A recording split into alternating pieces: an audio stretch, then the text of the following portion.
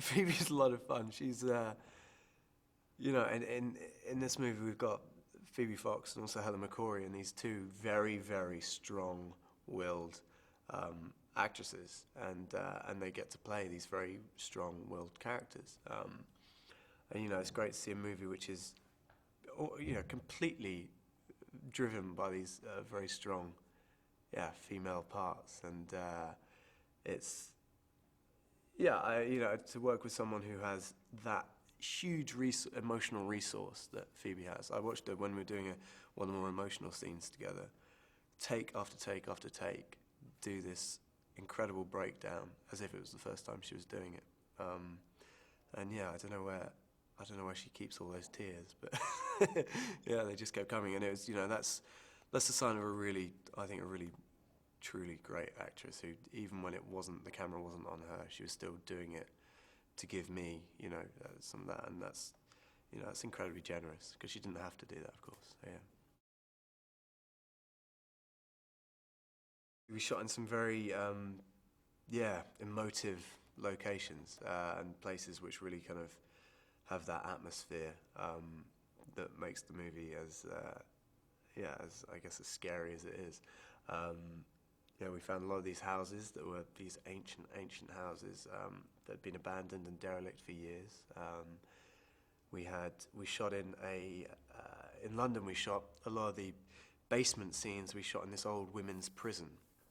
It was a prison from the 1800s that was for women, and it's been abandoned for years and years. It's all underground, and it's said to be the most haunted place in London. And we're down there in the dark, there's no lighting, there's nothing, and it's all, lots of dripping water and stuff, and all these cells, and all the cells have got, it's amazing, all these cells had, previous inmates had scratched things into the floor, and, writing and games and things that they'd scratched. There's a women and children's prison, and on the front of it, as you go down, it says, I have to remember this, but I think it said, "Look ye into despair, all that enter here." And so it was a really oppressive place to be in.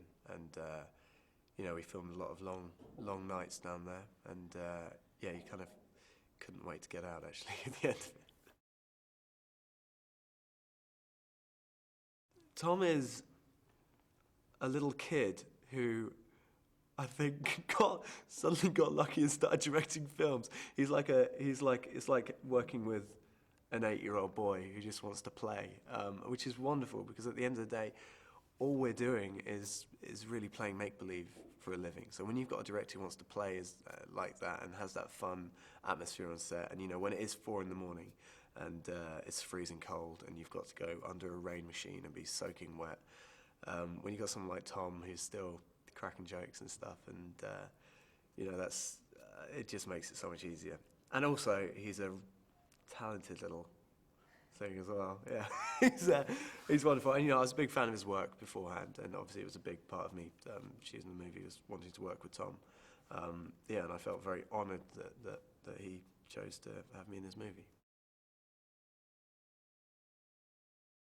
Hammer horror films have this huge legacy, and it is such a part of our culture nowadays.